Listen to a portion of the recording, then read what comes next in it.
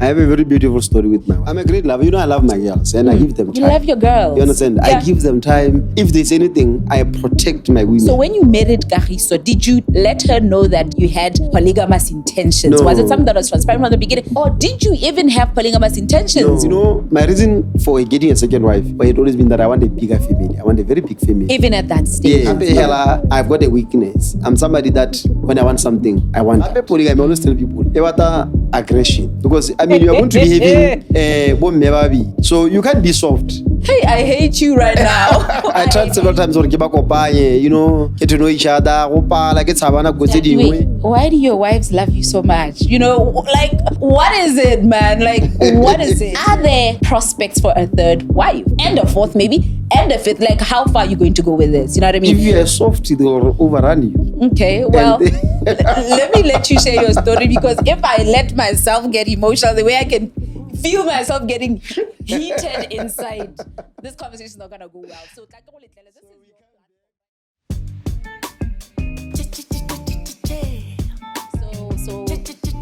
I'm joined today by, one of my favorite people. I'm very fortunate to have you as a friend, and I'm really looking forward to people getting to know the man behind the headlines, right? Because one thing about you is you've made headlines over the last couple of years, as a polygamist in the 21st century. So, I'm really looking forward to our conversation.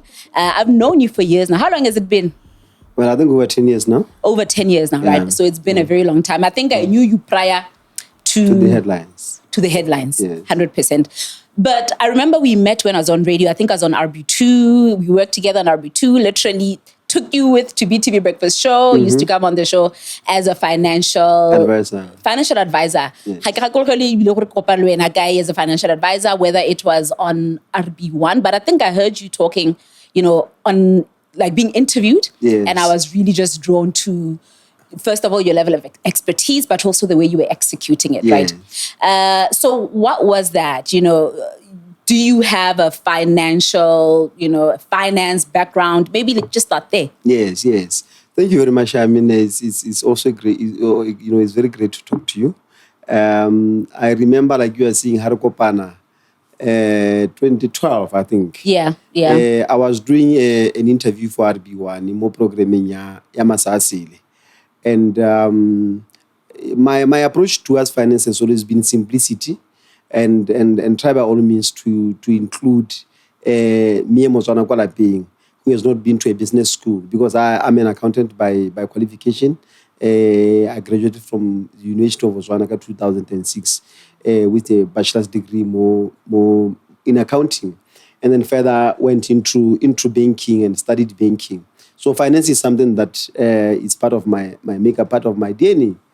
And I've tried, because I know that finance on its own is quite a difficult subject for people to comprehend, understand, and speak about. So I've always tried by all means to make finance simpler. Budget taking, all these big financial jargons, I try to compress them into language that Mozwana can understand the quality. So that's when I started to do the RB1 Mazasile program. And then, like you are saying, we met. We took it now to RB2, and then eventually to the BTV Breakfast Show. To BTV Breakfast Show, like that for years. I think for close to 3 years now. Yeah. When we did that program, and it was quite an eye opener. We learned a lot. We engaged people. People would call. They would tell their experience about money and stuff like that. Prior to the time we met, who were you? One thing that I know about you, and I wish I'd met you, Sanzoli Squad. The Ghana Community Sanzoli Squad. No, I had left by then. Exactly. You were in the army. How did that come up? Yes. I grew up in Mahalape. And I was always a top performer academically. I studied in Mahalape all the way until Form 5. Then I went into UB and went into the University of Botswana School of Business. And after that, there was a transition during the time when we were graduating. Prior to our graduation, it was always easy for business students to be absorbed directly into the market, where you would have our names posted up there or when I benko bozwana ya go tsa 5 mo but lazy. Then with us, it changed. Yeah. You understand? All of a sudden, and that would happen before you guys did so. You know, your names will be put out there because it was the courses that we were doing were in demand in the market. But unfortunately, it changed. Then nobody's putting up our names. You understand? So all of a sudden, panika, and then the military advertised book cadet. So then we applied. And fortunately enough, they were looking. One of the people that we were looking for were accountants and lawyers. I think those were top priorities because even in their shortlisting, me and my other friend, we were the top 2. They even explained to us that because they wanted accountants, there was shortage of accountants in the army. So then I went for a year training, your normal army training where you are taught to be a soldier, you are taught to hold a rifle, you are taught to hold what do you call a pistol? We were so casual, but I understand. No, why you? Especially for a cadet, because it's a year-long training. It's brutal. It's brutal. Yeah, for you to qualify as a cadet, you should be physically fit because the amount of physical training that you go through the obstacle where you are going up very high, you jump from there, you go through ropes, you walk 50 kilometers carrying a bag of 50 kg, a weapon of 5 kg. So you can imagine the amount of brutality on the body that you go through. But you know, a human body is quite interesting because you eventually get used to it, and then it doesn't become something that you complain about. And then for me, the army was very, very critical in my growth as a person because it taught me basic principles. I remember Haridira Mogobira when they get the final exercise, you know, where now they are putting you through very difficult conditions for you to qualify now. It's like your final exam, you understand? And we were so beaten up. We had spent 3 days without eating, 3 days without bathing, you know, all quiet away. And there was an instructor that was recording us. And when he came to me, I smiled. You understand? And that camera. You understand?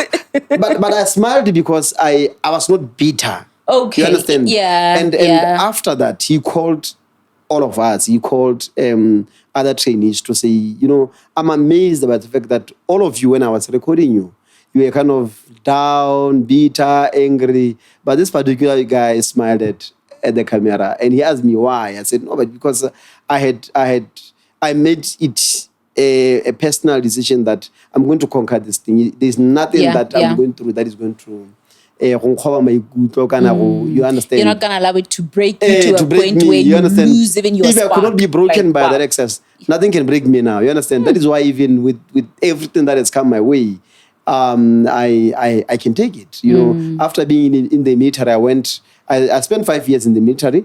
Then I left and started my And what informed the decision to leave? I had always wanted to be a businessman. I think predominantly from my training as an accountant, because you learn business there, you learn marketing, you learn financial accounting, cost accounting. So my interest in business started from there. But I think even as I was growing up, I had always been somebody who prefers business over a formal job, you understand?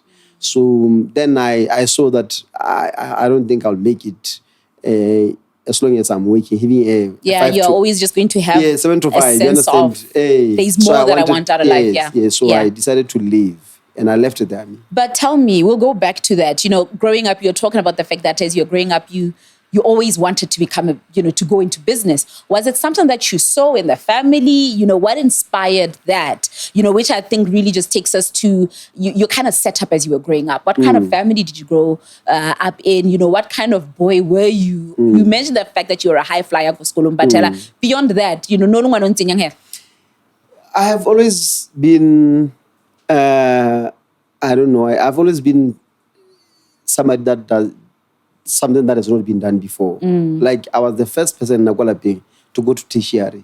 I was the first person to be in business. You understand? I don't know where that comes from, but somehow I always do something that has never been done in Nagwalapi. You understand? But with business, I think you begin to look at people in and around you, your relatives. You know, you have got decent relatives that are in business, and then those that are working. You compare their lifestyle, and then you can see, no, me, the right way is this way. You understand? Though you don't even know how they got there, but you begin to see that people that are in business, they kind of thrive better than those that are working. So, but you will see it even in the community, or it's like they are living better Standard than of living is different, is much better. So it was always things like that. Let's talk about the transition now, leaving employment, because I've been through that transition. I know what it feels like. And I think this is one of the, things that we have in common. What was the transition like? Did you find that you left work and then just like that, business boomer? How was that transition? Very, very difficult. Very, very difficult. And at times you wake up in the night and ask yourself, no delaying. Yeah. You understand? Yeah. You should have, because when I left the army, I was a lieutenant. And as an officer, I stayed in a 3-bedroomed house, which I was not paying rent for. I was not paying for utilities, water, electricity, and gas. Soft I was life. paying, because it was literally soft life. You understand? And I left all that and went to the street. Remember when I started with a truck, a 2-ton truck, to collect malele around Gaborone. You understand? That was my first business. And I was doing it myself. I was not hiring. Literally driving the truck. Literally driving the truck. I remember when I met a friend who we studied accounting together. When I started in 2011. And I was making between 600 and 800 pula a day during that infamous public strike. Because Council has abandoned collecting rubbish. So to me, it was a killer. I would charge you 50 pula just to come and pick your dusty bin. 50 pula. Imagine I could go block 7. How many houses? You understand? Yeah. So then I met this guy. Hey, man, how's a graduate? And I knew the guy was was on housing corporation by then, you understand? And I knew how much he was earning.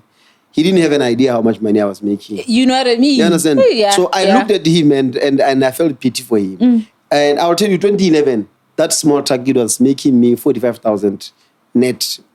Wow. Per month. Yeah. And I was not working the whole day. Most of the time by lunch I would be done. It's not like you worked from morning until and you didn't have time for family. Yeah. Business that I would know. I go shopping Monday because it was once every week. So if you have picked Monday, it's another next week Monday. You understand? But like I was saying, I was making a net of 45,000. You understand? And then with that money, I had passion for roads construction. I would take that money and then I would invest it in tendering, in attending site visits, in buying documents, in doing what I need to do to be able to tender. So I was actually kind of financing my other business using this one. But then people saw Taragamalili. People saw a man driving Taragamali, you understand? And they kind of were stuck in there. Which I think speaks to the kind of people we are. You know what I mean? Yes. I think maybe it's also from a socialization perspective, how we value status and what we attach status to, how we define somebody's value. You get what I'm saying? So this was just basically a case of white collar job versus blue collar job. And like you're saying, they don't even know how much you're making. Yes. You know what I mean? You are in that moment, you're making so much more, you are more comfortable than even they are. But just because there's a lady, said, I remember she was a helper, and I think she was earning, let's say, 1.8. Yes. At least, was she a stay-in? Let me just give that example. So now she wants to leave this job. So for that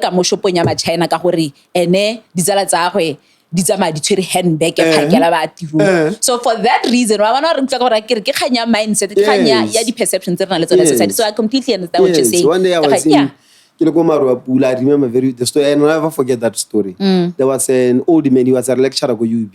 So he had hired me to, so he had hired me to come and cut his tree. They see Bendela into the house. So it's about So I think I charged him about 6,000 to do that. So I was with a group of guys, the casual workers that were doing that. I would sit there, I would cut with them and everything. So then my phone rang. And then one of my friends was CEO Botswana Couriers. So she was working on the strategy of Botswana Couriers. And then she knew that I can help in strategy. Facilitating things. You understand? Yeah. So she was having a battle with the strategy. So she called me and then said, hey, you know what? I'm battling with strategy here. Help me. So then I moved from a guy that was cutting trees to talking about strategy, business strategy, resetting up a company. So this guy was inside the house. And then he was shocked. He was shocked. He walked out. And then he called me and said, hey, man, are you a Motswana?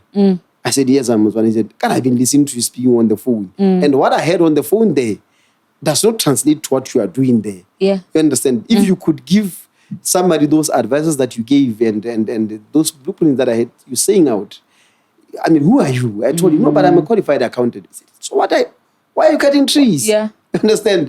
I said to him, no, it's a means to a vision. I know what I'm doing. That's so like it. you are saying, it's just how we are socialized to say, an experience would not want to toil, to learn. Yeah. You understand? Yeah.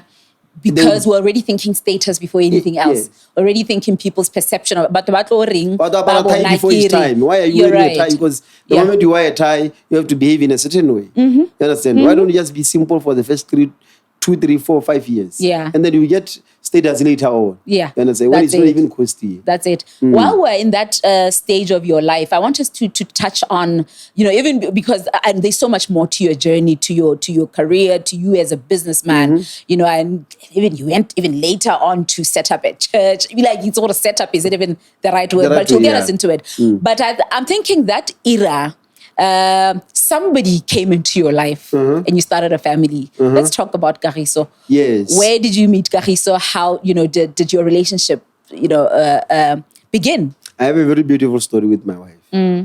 2007, year after I finished my training, I was posted to Mahala. I remember very well the person that was doing it. I said, Wena, but you understand? So they posted me go Mahala. So I was doing this, normally we call the exercise 2010 to say, it's going to go to December to the 10th January. That's what it was called then, 2010 by then. So I was taken to Mahalab. Then I was making all those patrols with the police and what like that. So I was a young military officer. There's that pride that you carry when you are carrying a pistol. And then you are having guys around you carrying rifles, because it says something, those people that know, what does it say? Yeah, obviously it translates to you are the boss. Okay. You understand? Because I'm just thinking from somebody who doesn't understand those dynamics. Because normally officers will carry pistols. They don't carry rifles. Okay. When you see an AK-47, it's normally the juniors. Yeah. But now we take pistols. You'll see it on the... So, there's that pride that I was home, you understand? Yeah. Having finished school, people were seeing that I've made it, Yeah. So then I went home, and then one day I walked to the police station where there was still by then the one police station in I've debate. So we went back after a patrol. Then I found a lady crying, uncontrollably. And then I'm looking around the police station, and nobody's giving her attention. Immediately I noticed she's got dirt all over. So then I said, hey, I suspect motor rape. So I bent down. Are you okay? I've just been raped. So the police, why we not help? But no, we don't have Koloi. But now I was an officer.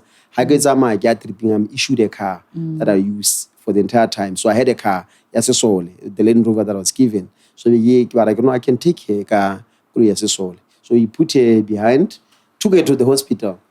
So Harzana was patering or king. I can't go to the police, but I let the police guide do what it because it's normally them that understand all the protocols. So it's as I was seated just outside the room here, this lady walks out. I think literally for a split second, she moves from one room to the other. I didn't say, you understand? I said, this is my wife. Like you knew she was the one? Or I just said that. What was going through your mind or emotions or whatever? I saw her body, you understand? I don't even know. Like I'm saying, it was even for a split second. This is my wife. But she walked from one room to the other, split second. And I remember I said, this is my wife. You understand? So then I began to try to get her number. I came a day later, back to the same. So I find a guy there giving my Raymond.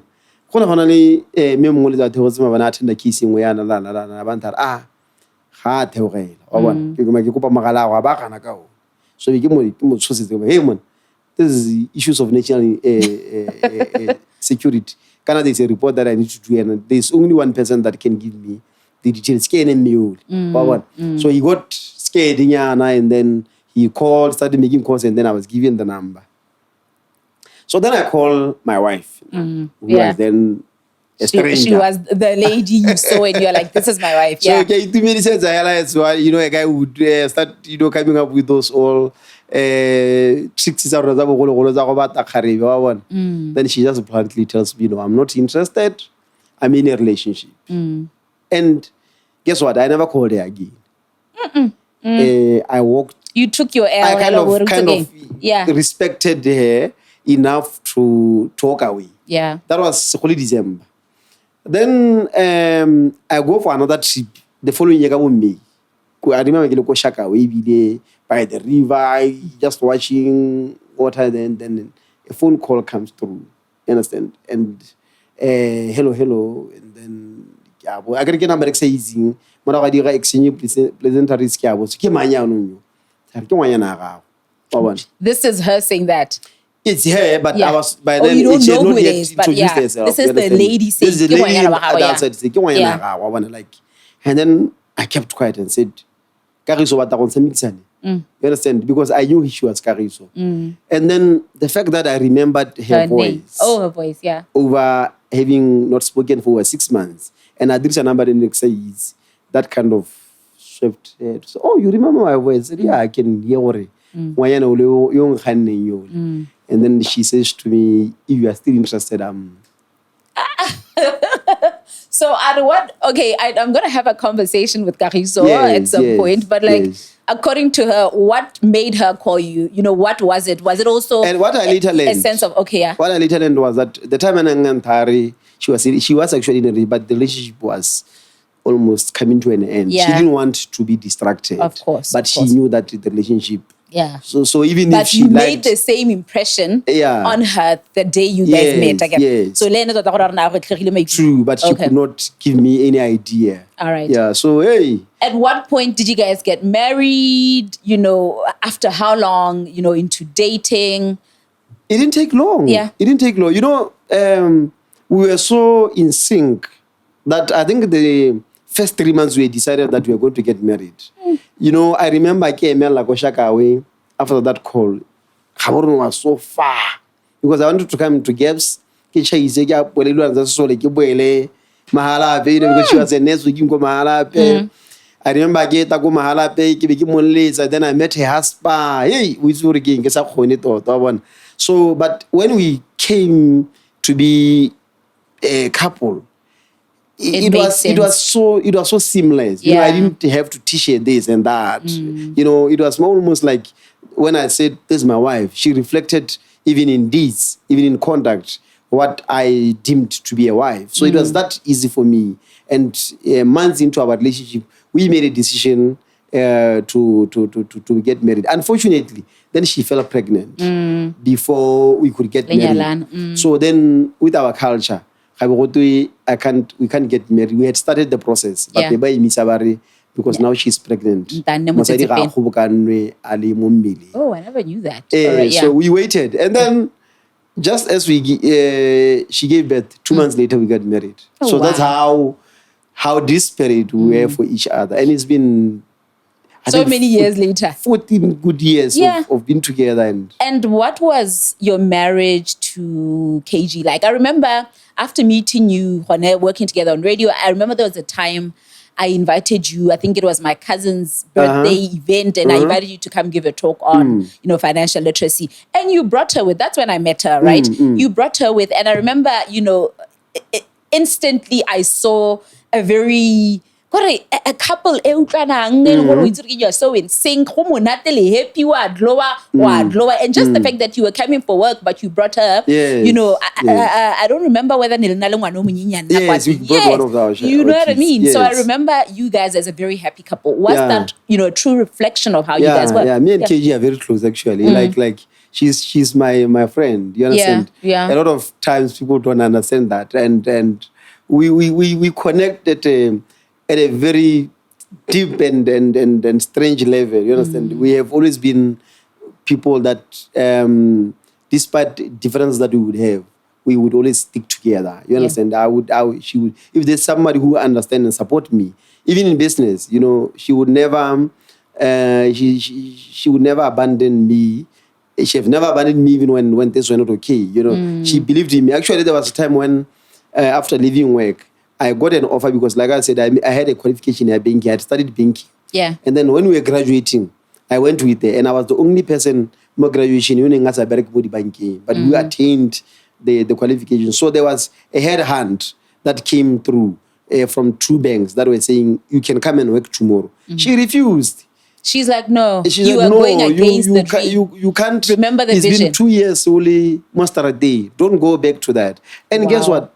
Out of that, a week later, we won our first job. Wow. And it was about 1.1 million, I think, by then. And to get, imagine I could have left.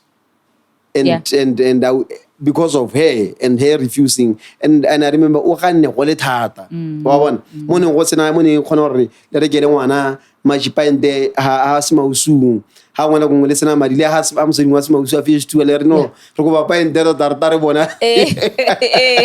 so but then even through that, living like that, she didn't. She never judged your passion or your decisions or gave.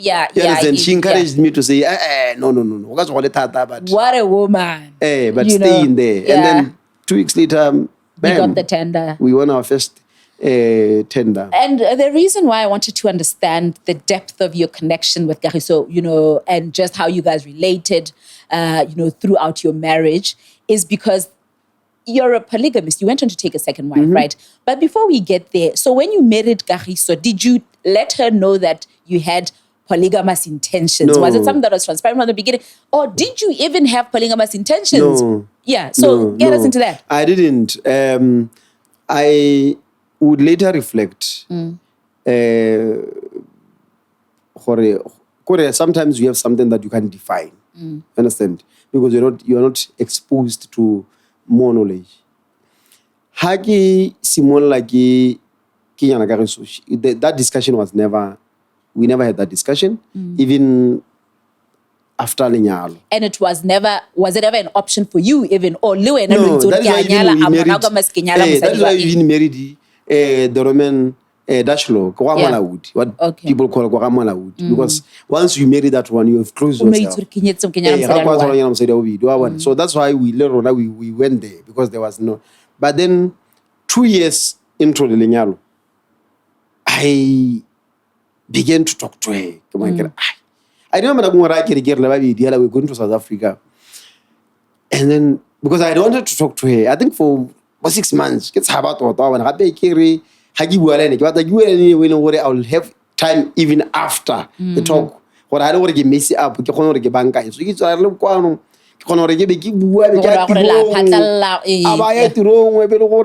didn't want that.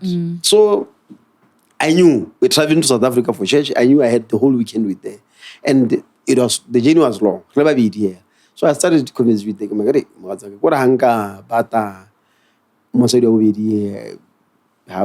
And she was very furious. Yeah. You understand? Yeah. She was very furious, dismissive. But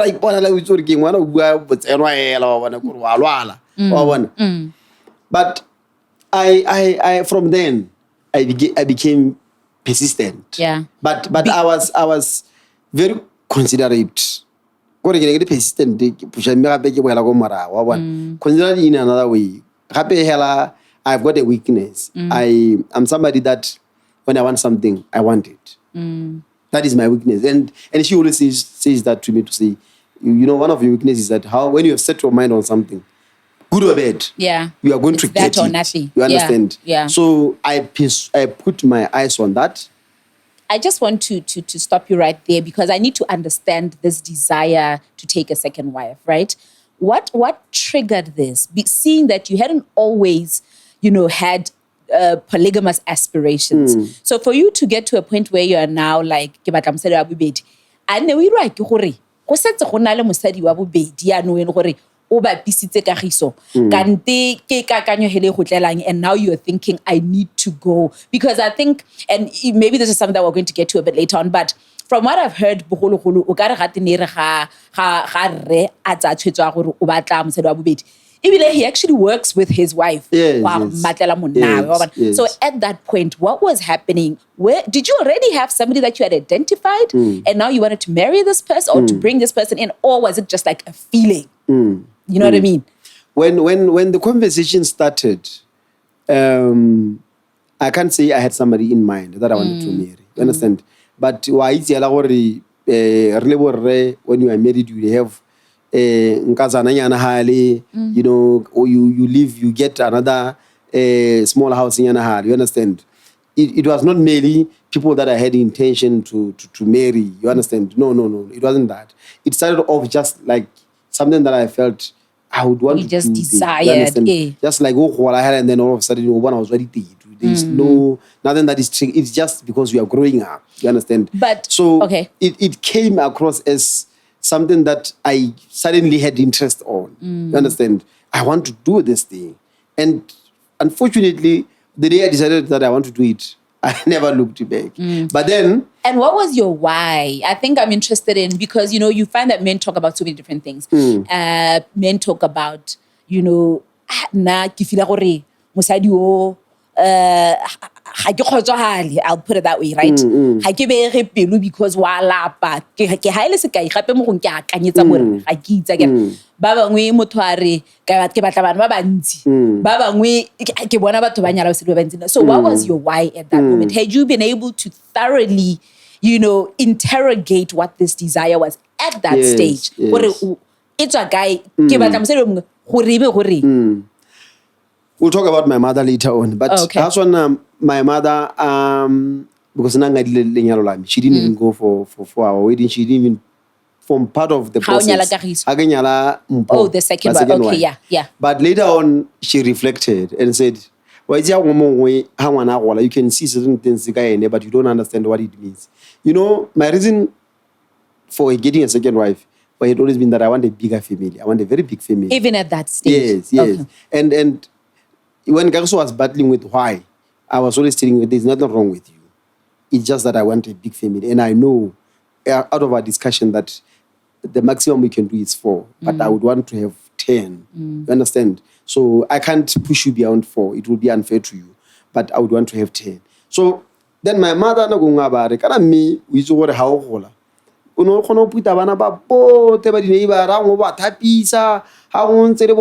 have always been this guy that loved kids. It has always been a part of you. Even like you understand? So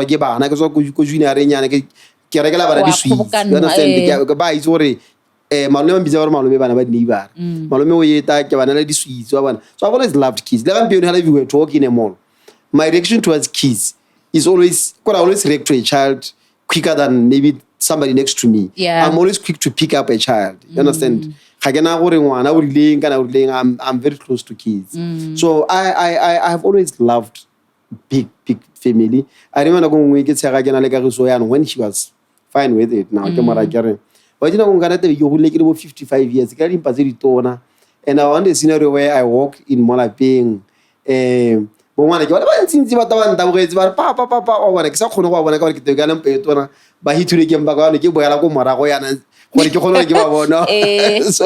so that's how intense me and having a big family, many kids have always been. You understand? So now, when did Mpho come into the picture, and was she then introduced to Kagiso? You mentioned the fact that there was work that you had to put into sort of, negotiating with Kagiso. So where we are, she hasn't even said yes. It's still something saying, what, like me at this stage, I'm like, we're not even going to talk about that. So Mpho, mo picturing, I introduce you to Kagiso. How did that unfold? One of the things that I regret was my approach. You know, that is why people ask me, why did you come public? I said, no, polygamy is a good thing when it's done well. When you don't do it well, you'll mess it up. A lot of times why people say polygamy is a bad thing is because of how it's carried about. I liked when you said, we involve a mosadi. Mosadi yo, even then how when I go, I go matala mosadi yo. Yeah. You understand? You You understand? When I did interviews, Miss yo, because women always have got that extra eye. Yeah, that's you know, sixth sense. That sixth sense. Yo, because I didn't have enough background and even someone that I looked up to as far as polygamy is concerned, I made a lot of mistakes. One of them was that I thought that Hanka that second family, it will push Kariso into a corner where she doesn't have an option but to agree. Yeah. Which was a wrong thing. I should have never done that. You understand? But that's how I did it. Then what I did, I found a very beautiful lady. I saw her camping. So definitely when I was driving out, I'll see her. And then when I came one, I was giving her a lift to school. You know, it was just raining, and then I saw her. I'm a mopili, and so I decided, let me take her. But next time I was before. And I was already married by then. So I can't think already. Really ring. Then ring. So then I put my hand like this. The so the whole journey was torture. Deception. So I didn't want her to see. So I drove her to school. School? How old was she at She was at College of Agri. Oh, so she's at tertiary. Yeah, she was at tertiary. I'm sitting here thinking, you better not be talking about one school. No. Okay, I was going to judge you. I don't want to lie to you. But anyways, yeah, you can continue. Yeah. Yeah, so that's how we then started that relationship and then had a child together. Then I think when Mpo was pregnant, Lene, she was like I'm saying, she was struggling with pregnancy. Can I just, I'm sorry, but what I need to establish is, was it that love at first sight? I saw her and I knew she was the one, kind of vibes similar to KG? Or was it like you grew in, like it was a case of, okay, I saw a woman, I desire her, but maybe not this is my wife? Or was it a similar kind of No, it's different. Feeling? We don't. I love Kariso for who she is, and I fell in love with her differently from how you fell in love with her. But it doesn't. It's not like it's a similar story and it's like identical. It doesn't mean that what I saw with Kariso and then what I saw with Mpo, the one is better. You know what I'm saying? I completely understand. So it was just somebody different. that That's what it is. Seen several times, and I kept on admiring her from a distance, up until a time where I could not. And when I saw an opportunity, when she was standing in the rain, I said, she won't refuse. Now she's pregnant and she's having a difficult pregnancy. She's saving. She's saving this time when majority of my time I was home as a married man. You understand? And already she's struggling with pregnancy. So I remember then she was having I think a communication. So what I was battling. So she texted, I could not see. Then she called. So later is an emergency on her side, but because I'm with my wife. Yeah, and you've been keeping this from her. I've been keeping her, and I don't want her to know. So food, but she's having an or what it means. You understand? So through that, women being women. I don't know how Mbogo to get. I don't remember the story since, but I think she ended up talking to Kariso to say, please, I need help. I'm pregnant with your husband's child. Pregnant with your husband's child. You understand? So Kariso got to know there is somebody that is carrying my baby through that debacle. You understand? So then she told me, but I have just heard it, but there's an emergency here. She's a midwife, so she understands the complications that comes with pregnancies. So I rushed. We later fought on that issue, but I rushed to Mpo, assisted, took her to the hospital, and then came back to say, okay, so And then did the polygamy conversation continue there? Was it at that stage that you're like, "Kana ke rile kare?" You know, and So- let me just say this. I feel I'm glad you yourself, you know, and this is me judging you, right?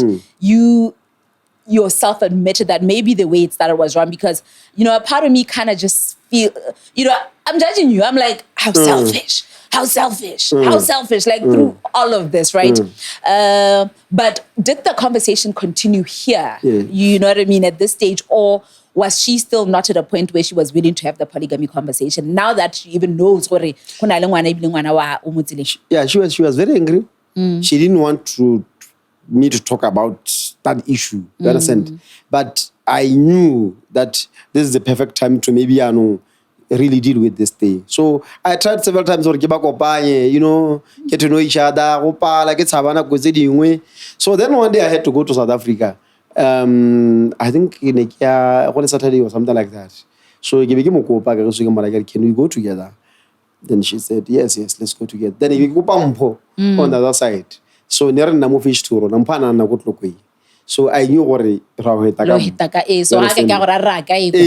so ke mo tsileng ya nnete. So ke mo tsaya ke mmolele gore plena megi. Yo le ga ke a mmolele o itse ke tsamaya le re true.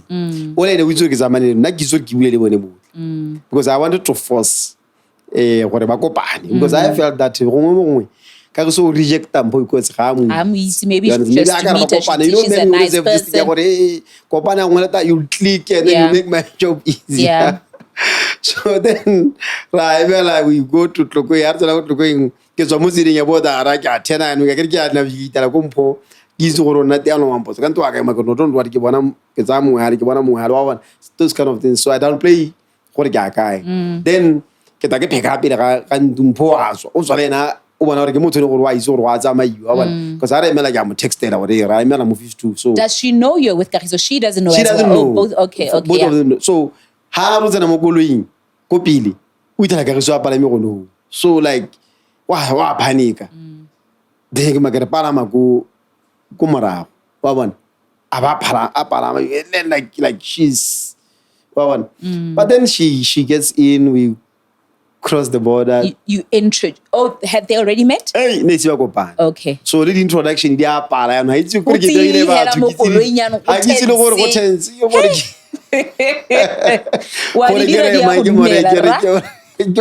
you understand? So ra tsamara tola bodara mo mare hey kana me re tule bodara ra la go intse between zero at the border to Victoria. So ke da simula di conversation ke re ke di nyana themo tsileng of course.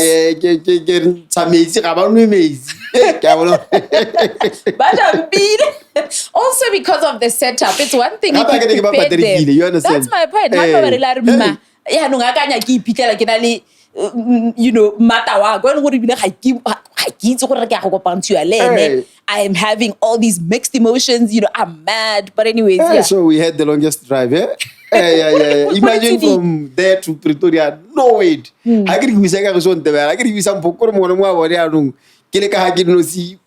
So we go there, and the worst thing that happened was that Harson I go to tell a shop when he get go on his streets. I was again Taro, you know that Satan again. And you are getting what serves you. This trip has never he does never because what would do that Satan would hear like oh yeah no.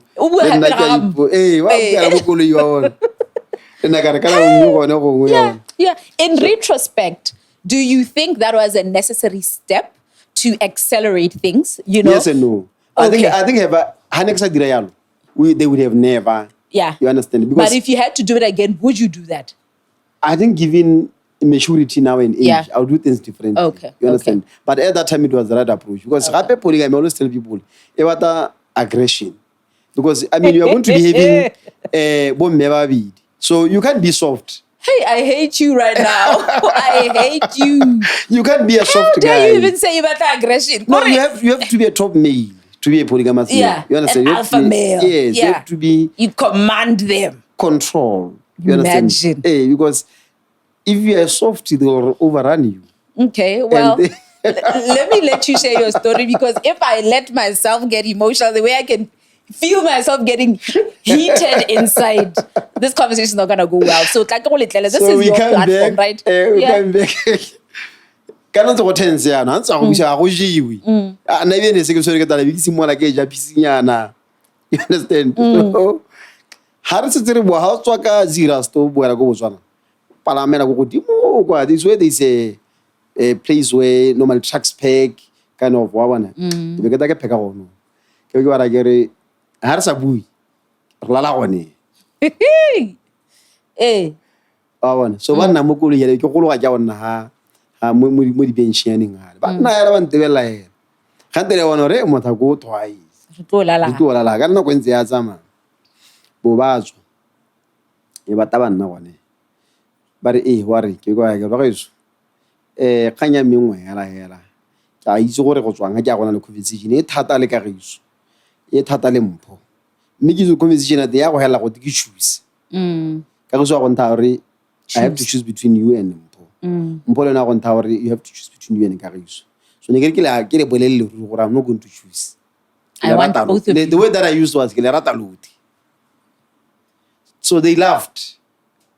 One because both of them, the whole idea of polygamy, to discussed at different levels. Never on that thing is not possible anywhere in the world. You understand? So to get us together. So you paint a picture of me. But at least we started the conversation. Then after that, they both knew there is a guy. Saw it. Well, already knew there was a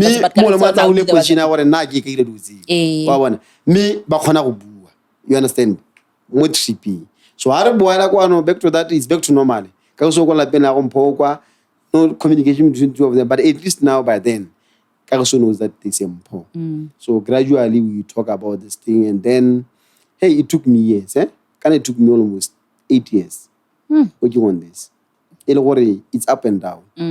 Karaso knows important, but I don't know, but I want to allow him in. I'm going to challenge you right now, right? Now, like, because I'm so triggered. So if tables were turned, and it's a hell, don't tell me about the context of the world we live in. It's never going to be possible. If tables were turned and you had experienced that, how would you have reacted to that? Experienced what? And then introduce her to Mona when you know. Like, how would you have felt? Like, I'm just sitting here just wondering, you know what I mean? And that's why I allow me to also then just be judgmental through all of this, because I'm just looking at you. I thought it's such a man's world. Yeah, unfortunately. And I was going to go to that. So, you know, I knew you were going to go there. There are things that I can't change. And and I always say to people that, unfortunately, when it comes to the debate, so you have got two wives. Would you allow No, I can't get into that conversation because I don't understand that. Yeah. You understand? Now what I understand is what I'm doing. Yeah. Because now I'm a Christian, I'm also a pastor. What I understand is provided for in the Bible. It's there. I've read about it. I've seen it. You understand? But what you are saying, I've not seen it in the Bible. So I'm almost kind of guided also by biblical principles that I believe in. So then can you see my face? Can you see my face? Bring it to me so that we can discuss it. But we'll just be discussing it so that and are you saying this decision that you've made, you know, was informed partly by also your background as a Christian? Because I've seen a lot of backlash that you've gotten from Christians saying, how do you even call yourself a pastor? How do you even, and then go on to have, you know, to go into a polygamous situation? So are you saying you are in a position to back yourself up? The Christian, you know, principles. Ignorance. Yeah. I say, unfortunately, I would say now, I think, yeah, majority of Christians are so ignorant of the Bible. You understand? Because you can argue polygamy from a political point of view, from an economical point of view, from a moral point of view, but you cannot ever argue it from a Christian point of view. Because once you bring the Bible to a polygamous debate, you lose it.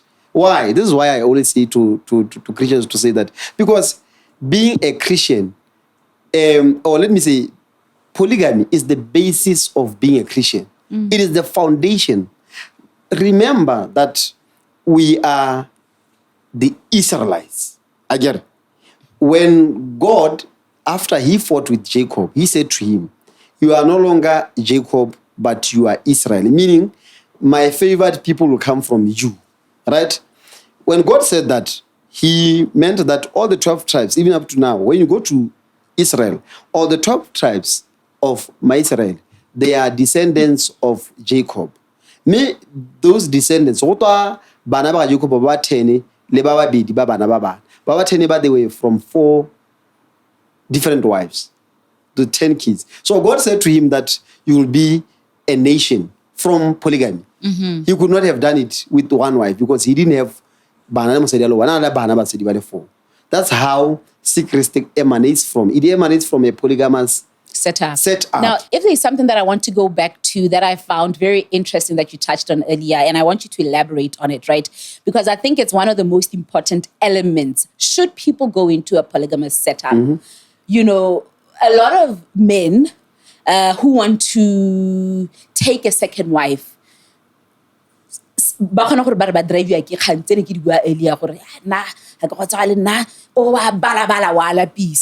said earlier that your motivational reasons had nothing to do with kagiso's inadequacy. Are you trying to tell me that you brought in a second wife not because you were unhappy with the second one, with the first one? You know, because I think that is where maybe a lot of women struggle to reconcile things. Like, if I'm enough, what are we doing with the second one? You know what I mean? So I think just elaborate there. Just get us into that element of bringing in the second one is not necessarily because the foundation is shaky and I'm struggling getting along with this one. Is that your truth? You know, this is one of the issues that I battle with, or it's quite emotional to me. You understand? Because I love my wife, my first wife, very, very much. And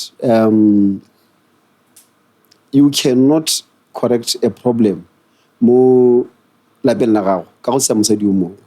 I always say to men that when a man comes to me and say, I want to marry a second wife, my first question is always, what is your relationship with your first wife? You understand? Because you can never, ever, ever bring somebody to a dysfunctional home. Your home has to be right, such that the person that comes in finds structures, finds a good culture, finds like you were saying earlier on, when people saw me with Kariso, did they see before I married a broken home? You cannot be a guy who was and then you say that can't happen. It can't work. That's irresponsible. I always say I want to discover your relationship with the you understand? Because I remember the process, it was not easy. We got to a point where we're only 3. Our families have so they were not involved. But the rest never some. So we are almost running it together. Helped through so then we 2 days before Lenyalo. But then with or without you. These people are elders. They can make that decision. They are going to continue. So you are going to have to make a decision about because another much is magadi. As per culture strong. We'll go and bank it at little lamarafi so you can make your choice there. So then they came in. 2 days before Lenyalo. Then they demand or they want to have a meeting with me and Karish so that we can tell them what explain it to them. But then because they only laboni, so I could not travel with her because Mpo was already back home. So only Karish could make it, but Karish was actually working more. So now you go mahalapi. So then I said to her, hey, Tama, can you go alone or face Mpo's parents? Then she says, though it's difficult, So I then talked to a friend, married guy, to say, "Bangwa get strict. They cannot have conversations." So I talked to one married friend of ours. So that's a arrangement. On that day, unfortunately, this guy had thought that I meant the other day. So he was not prepared. You understand? So he didn't go. So I was dejected because the order a day before Linyalo.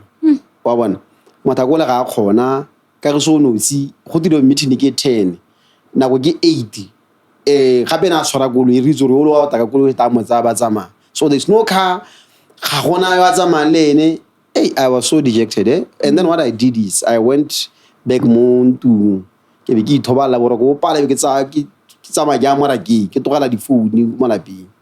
So na ke tsere go palile because ha re sa khona go kopana le bona le go se re kana ka gore ke ba ya no nda hie ga sentse re follow a program ya bone. So ka bo tirima itsiboa ke a boa go maraki ha ke tsana mo lapeng ke thadi miss call za ka giso. So ke a moletse ke botse gore na ba tai I managed. You managed what? Your first wife. My first wife was that determined. You managed what? Yeah. Ke tswa kanye ke tswa go negotiate le magadi le gore go dula bokae di khometse kae ke di hedisi. How did you do it? Hela so nna ke tswa halebe I hired a taxi. I called a special.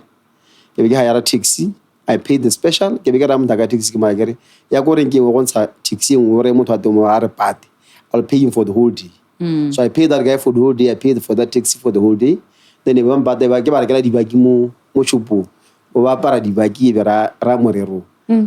So she negotiated that with two taxi. On your behalf, yeah. Two taxi guys. Yeah. On my behalf. Guess I'm had that idea. So I always tell people that she could have not done that if Kinexam was innocent. Yeah. Yeah. She went out of her way. If there was a time where also would have rejected that. It was exactly at that point, because she had it all to herself to make it fail that time. But she came up with an idea that to this day I don't even know where it came from. She negotiated successfully. I understand she was even a great personality.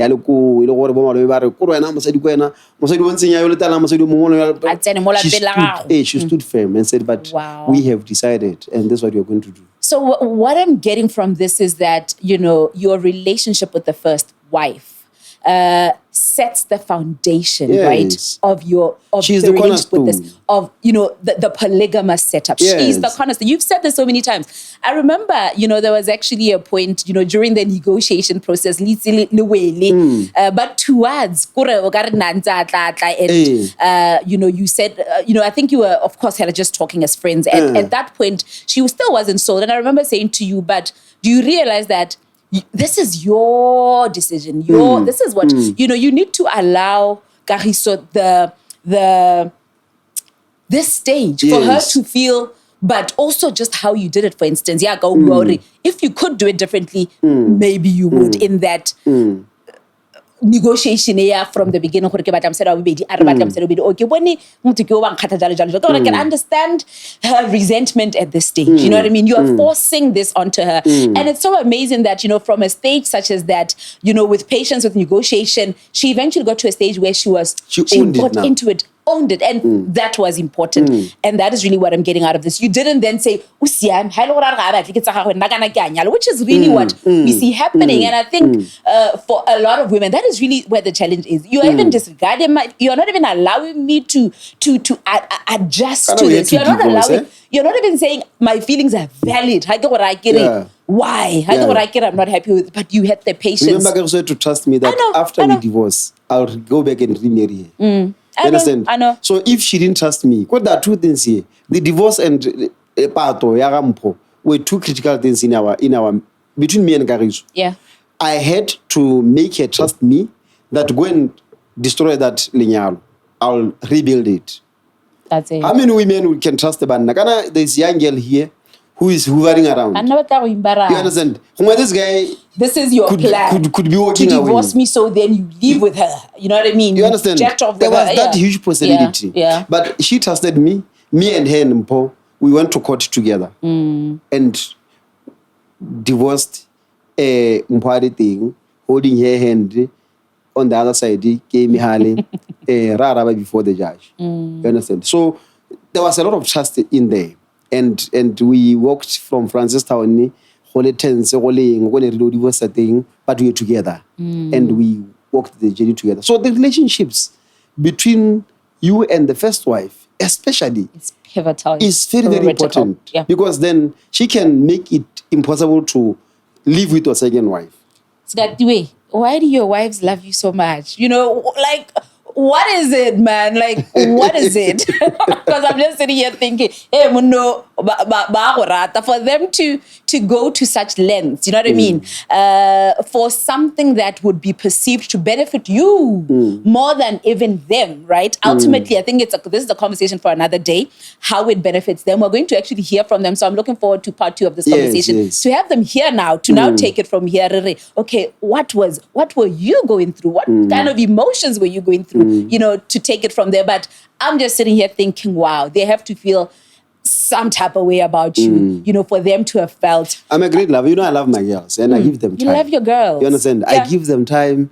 I if there's anything, I protect my women. You can never touch Gary, so you can never touch him. No, that's something I've that said I know, it to that people I've seen, before that, you know, I'm not one of the violent people around there. But when it comes to my wives, I'm very protective. Yeah. You know, I make sure that before I am comfortable, they are comfortable. So I think maybe that is something that makes them, they know they have got this soldier guy that would do anything for their happiness. He's that warrior, right? So I'm that their warrior. I'm their guy. You are friends. You know, yeah. We have this relationship where we can talk about anything, you know. Yeah. I thought, this could be a third one. We laugh about that. Exactly what I want to end with, right? I remember, I you know, you at even your discussed wedding. at one point in time. Yeah. When you discussed as a potential. Yeah. You've actually said that, and I was like, and you have got a friend that you've been close to. And this speaks to now doing things the right way. You know, understanding that now this is a decision that we make as a family with consultation. Yes. You know, them also being part of this so that they know and they're able to own the decision, and they're also able to then warm up to it and actually pick this addition to their family because, you know, I think that's a really important, critical element of this. So, are there prospects for a third wife? Is that and a fourth, maybe, and a fifth? Like, how far are you going to go with this? You know what I mean? You set a target at 10. I have 6 now. You have 6. Are they willing to give you the 10 or bringing in a third wife? And would it still be on the premise that now you still want to have more kids? How did you tell? Well, I think initially 10 was just a wild number, but I think so. It can be more or less. Okay. Because how let's say. Your third wife I get it.